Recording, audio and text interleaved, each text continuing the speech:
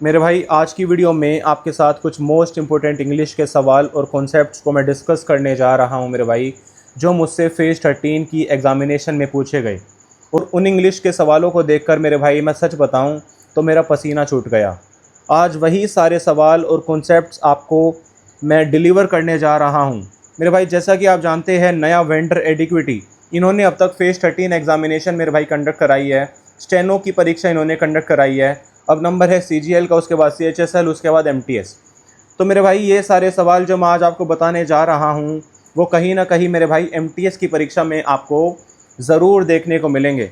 तो कोई बच्चा मेरा ऐसा है जो मेरे भाई इस साल MTS का फॉर्म जिसने फ़िल किया हुआ है और वो इस साल अपना सिलेक्शन पक्का करना चाहता है, कोई भी कसर अपनी तैयारी में नहीं छोड़ना चाहता, तो मेरे भाई आज जो भी मैं इंग्लिश के सवाल आपको करवाऊँगा वो आपको अच्छे से बिल्कुल मेरे भाई बिल्कुल बढ़िया तरीके से कर लेने हैं और उनको समझ लेना है। लेकिन उससे पहले मेरे भाई मैं आपको कहना चाहता हूं, अगर आपने मेरे भाई मेरे चैनल को सब्सक्राइब नहीं किया है तो अभी जाके मेरे भाई मेरे चैनल को सब्सक्राइब कर लो। जो बेल आइकॉन है उसको दबा ऑन कर देना कि जैसे ही मैं फ्यूचर में कोई भी वीडियो मेरी रिलीज़ हो आप तक वो जो इन्फॉर्मेशन है मेरे भाई ऑन द स्पॉट चली जाए। तो मेरे भाई चलिए लेके प्रभु श्री राम का नाम आरंभ करते हैं आज की वीडियो का। डिलीवर करता हूं आपको मेरे भाई मोस्ट इम्पोर्टेंट एडिक्विटी स्टाइल इंग्लिश क्वेश्चंस जो आपसे MTS की परीक्षा में मेरे भाई ज़रूर पूछे जाएंगे। तो मेरे भाई पहला सवाल है, हाँ, सवाल को बताने से पहले मैं आप सभी को बताना चाहता हूं कि जैसे ही मैं सवाल आपके सामने रखूंगा अपनी फेज़ 13 एग्ज़ामिनेशन का, उसके बाद मैं 10 सेकंड का मेरे भाई गैप लूँगा, मैं चुप हो जाऊँगा, जिससे कि आप अपने जो आंसर्स है मेरे भाई वो कमेंट्स में लिख सके। उसके बाद 10 सेकंड के बाद मैं आपको आंसर बताऊंगा और आपको पता चल जाएगा कि जो आपने एज्यूम किया है मेरे भाई आंसर वो करेक्ट है या इनकरेक्ट है। इससे मैं क्या मेरे को बेनिफिट होगा, इससे मैं आपकी प्रिपरेशन को मेरे भाई ट्रैक भी कर पाऊंगा। मुझे नॉलेज मिल जाएगी कि मेरे बच्चे कितनी तैयारी कर रहे हैं और उनको इंग्लिश में कितनी क्लैरिटी है, और जिन चीज़ों में आपको क्लैरिटी नहीं होगी मैं उन चीज़ों पर भी आपके लिए वीडियोज़ बनाऊँगा। तो चलिए शुरुआत करते हैं। तो मेरे भाई पहला सवाल मुझसे पूछा गया एक सिंपल सरोवर ईडियम था मेरे भाई, I was living in a fools paradise. Fools paradise का नाम का मुहावरा मेरा पहला सवाल था मेरे भाई फेज़ 13 एग्जामिनेशन का। अब मैं आपको ऑप्शंस दे देता हूँ, मेरे साइड में मैंने लैपटॉप में सारे सवालों को लिख लिया है। तो मेरे भाई I was living in a fools paradise, पहला ऑप्शन आपके पास इन विच नो टीम विंस, मतलब कोई भी टीम जीती नहीं है। दूसरा ऑप्शन है मेरे भाई to be tired of being happy. तीसरा ऑप्शन है मेरे भाई being happy for foolish reasons. And चौथा रीज़न ऑप्शन है मेरे भाई be secretive for unfound measures. तो मैं 10 सेकंड का गैप लेता हूँ मेरे भाई, सोचो I was living in a fools paradise क्या आंसर हो सकता है इसका, बताइए।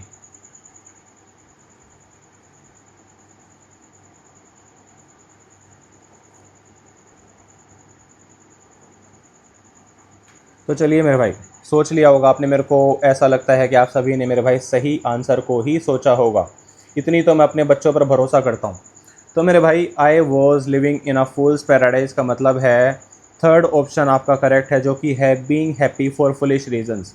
मतलब मैं बिना किसी रीजंस के, मेरे भाई पागल रीजंस की वजह से मैं खुश हो रहा था। मुझे तो लग रहा था कि मैं SSC MTS को इस बार निकाल लूँगा, लेकिन मेरे भाई मेरा तो निकला ही नहीं है। तो in conclusion, I was living in a fool's paradise.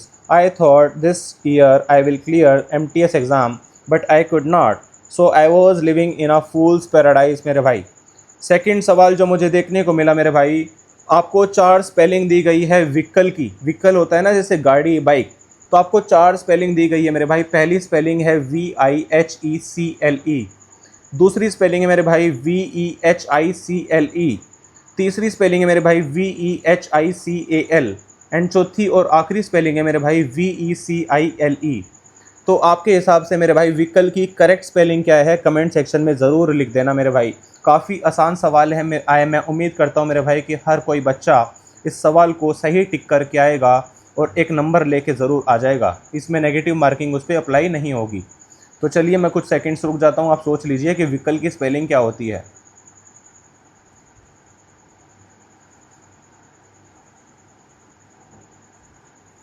तो मेरे भाई व्हीकल की स्पेलिंग होती है VEHICLE। बड़ा सिंपल सा सवाल है, हर कोई इस सवाल को बना पाया होगा मेरे भाई। तो तीसरा सवाल है मेरा भाई active passive voice. Active passive voice में क्या होता है मैं आपको बता देता हूँ कि सब्जेक्ट ऑब्जेक्ट बन जाता है, ऑब्जेक्ट सब्जेक्ट बन जाता है, हमारे टेंसेस भी चेंज हो जाते हैं और काफ़ी चेंजेस हमें देखने को मिलते हैं। आपने, मैं उम्मीद करता हूँ मेरे भाई, इस कॉन्सेप्ट को ज़रूर पढ़ लिया होगा। उससे पहले मैं आपको बता देना चाहता हूँ कि बहुत सारे बच्चे मेरी पिछली वीडियोस में कमेंट्स कर रहे थे मेरे भाई के एमटीएस परीक्षा में भैया पैसिव एक्टिव वॉइस नहीं आता। तो मैं आपको बता दूं कि मेरे भाई परसेंटेज स्टेनो एग्ज़ाम के में सिलेबस में नहीं है, लेकिन परसेंटेज फिर भी मेरे भाई स्टेनो एग्ज़ाम में रीजनिंग के पोर्शन में पूछा गया। तो इस साल मेरे भाई नया वेंडर एग्ज़ाम तैयार कर रही है, तो आप ये बिल्कुल भी नहीं सोच के चलना कि मेरे भाई कोई भी चीज़ जो आउट ऑफ सिलेबस है वो पूछी नहीं जा सकती। एडिक्विटी मेरे भाई कुछ भी पूछ सकती है, तो आपको हर तरीके से मेरे भाई तैयारी करनी है। मैं आपको कोई भी चीज़ ऐसी नहीं है जो आपको नहीं बताऊंगा। मेरा जो एम है ना 500 से 700 सिलेक्शंस का मेरे भाई, वो मैं पूरा करना चाहता हूँ। तो सेंटेंस आपके पास, did you receive my letter question mark, did you receive my letter question mark, आपको इसकी पैसिव वॉइस बतानी है मेरे भाई। पहला ऑप्शन है have you been received by my letter, दूसरा ऑप्शन है has my letter been received by you, तीसरा ऑप्शन है मेरे भाई did my letter was received by you, and fourth option है मेरे भाई was my letter received by you. तो मेरे भाई जैसा कि आप जानते हैं डिड हमारी जो है वो फर्स्ट फॉर्म है, तो डिड हमारा जो प्रेजेंट टेंस में आता है, तो डिड मेरे भाई चेंज हो जाएगा वॉज में, और जो हमारा ऑब्जेक्ट है मेरे भाई वो सब्जेक्ट बन जाएगा, तो ये आ जाएगा was my letter received by you question mark. तो did my letter received by you की पैसिव वॉइस हो जाएगी मेरे भाई was my letter received by you question mark. तो मैं आशा करता हूँ आप सभी को एक्टिव पैसिव वॉइस के जो कॉन्सेप्ट्स हैं मेरे भाई वो क्लियर होंगे। तीसरा सवाल मेरे भाई आपकी स्क्रीन पर है, जो कि है फिल इन द ब्लैंक्स का। बड़ा सिंपल सा सवाल, आशा करता हूँ कि हर कोई सवाल को बना पाएगा। तो तीसरा सवाल है मेरे भाई Ashutosh told me not to be afraid dash his father. Ashutosh told me not to be afraid dash his father. पहला ऑप्शन है मेरे भाई ऑफ, दूसरा ऑप्शन है मेरे भाई फ्रॉम, तीसरा ऑप्शन है मेरे भाई फ्रॉम विद, और चौथा ऑप्शन है मेरे भाई two. So Ashutosh told me not to afraid dash his father. रुक जाता हूँ मैं कुछ सेकंड, सोच लीजिए आप। तो मेरे भाई यहाँ पे हमारा जो करेक्ट ऑप्शन होगा of, Ashutosh told me not to be afraid of his father. काफ़ी आसान सवाल था। तो अगला ऑप्शन है मेरे भाई, एक स्टेटमेंट आपको दी गई है और उसका आपको एक वन वर्ड सब्सटीट्यूशन मेरे भाई बताना है। देखते हैं कि कितने बच्चे ये सवाल कर पाएंगे। इससे मुझे अंदाज़ा मिल जाएगा कि आप कितनी सीरियसली मेरे भाई अपनी पढ़ाई को कर रहे हैं। तो मेरे भाई स्टेटमेंट आपको दी गई है, send back a criminal into custody for further investigation. मतलब एक क्रिमिनल को मेरे भाई इन्वेस्टिगेशन पर भेजा गया, फर्दर इन्वेस्टिगेशंस के लिए मेरे भाई कस्टडी पर भेजा गया। तो पहला ऑप्शन है मेरे भाई समन, SUMMON। दूसरा ऑप्शन है मेरे भाई नोटिस, NOTISE।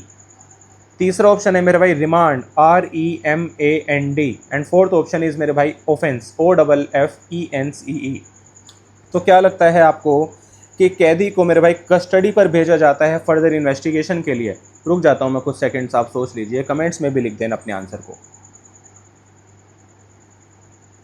तो मेरे भाई किसी कैदी को मेरे भाई अगर कस्टडी में भेजा जाता है फर्दर इन्वेस्टिगेशन के लिए, तो मेरे भाई राइट वर्ड होता है REMAND, रिमांड मेरे भाई एक करेक्ट आंसर होगा इस सवाल का। ठीक है जी, बढ़ते हैं अपने अगले सवाल की तरफ, जो कि है डायरेक्ट स्पीच का।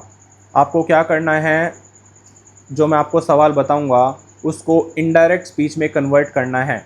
तो सेंटेंस है मेरे भाई, father told the children that there was some good news for them that day.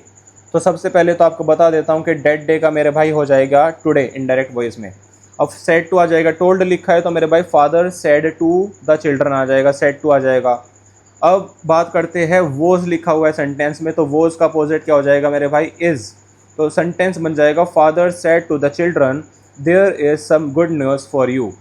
तो ये मेरे भाई डायरेक्ट और इनडायरेक्ट स्पीच के सवाल है जो आपके लिए जानना काफ़ी ज़रूरी है मेरे भाई। तो अगला सवाल है मेरे भाई, एरर आपको फाइंड करना है सेंटेंस में। सेंटेंस काफ़ी सिंपल है, देखते हैं कितने बच्चे सेंटेंस में एरर को आइडेंटिफाई कर पाएंगे। तो सेंटेंस है मेरे भाई, my father is in dash, bracket में लिखा हुआ है आर्ट टीचिंग प्रोफेशन मेरे भाई।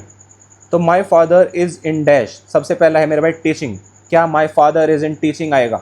दूसरा ऑप्शन है मेरे भाई, my father is in the profession of teaching, दूसरा ऑप्शन है दी प्रोफेशन ऑफ टीचिंग मेरे भाई। तीसरा ऑप्शन है my father is in a profession of teaching. And fourth option है मेरे भाई नो इम्प्रूवमेंट। आपको क्या लगता है, my father is in dash. तो करेक्ट आंसर है मेरे भाई, करेक्ट आंसर है मेरे भाई, करेक्ट आंसर है मेरे भाई, my father is in the profession of are teaching. तो ये मेरा करेक्ट आंसर होगा मेरे भाई। तो अगला सवाल है मेरे भाई जो आप सभी के लिए काफ़ी इंपॉर्टेंट है, फिल इन द ब्लैंक्स का। आपको एक क्या करना है, फिल इन द ब्लैंक्स में फिल करना है एक करेक्ट वर्ड को जो कि ग्रामेटिकली करेक्ट होगा मेरे भाई। Sorry for this. तो सेंटेंस है मेरे भाई, Neha will give you a gift. Neha will give you a gift dash you complete her work in next 2 hours. Neha आपको एक गिफ्ट देगी डैश जैसे ही आप उसका काम अगले 2 घंटे में कर देते हैं। तो पहला ऑप्शन है मेरे भाई 2, दूसरा ऑप्शन है मेरे भाई एस, तीसरा ऑप्शन है इफ़ एंड फोर्थ ऑप्शन है मेरे भाई टिल। तो Neha will give you a gift dash you complete her work with in 2 hours. तो मेरे भाई करेक्ट आंसर होगा मेरा if. Neha will give you a gift if you complete her work with in 2 hours. अगले सवाल की तरफ बढ़ते हैं मेरे भाई, जो कि है एक सिंपल सरोवर सा बड़ा प्यारा सा इडियम जो कि मैंने फेज 13 एग्ज़ाम में, स्टेनो एग्ज़ाम में और बहुत सारे मेरे भाई एग्ज़ाम्स में ज़रूर देखा मैंने। तो इडियम है ईट एनीवन्स सॉल्ट, किसी का भी नमक खा लेना। इस मुहावरे का मतलब क्या होगा, क्या आप मेरे को बता सकते हैं? मैं थोड़ी देर शांत रहता हूँ 3 से 4 सेकेंड और आप कमेंट सेक्शन में इस मुहावरे का मतलब बताइए। ईट एनीवन्स सॉल्ट, हर किसी का मेरे भाई नमक खा लेना।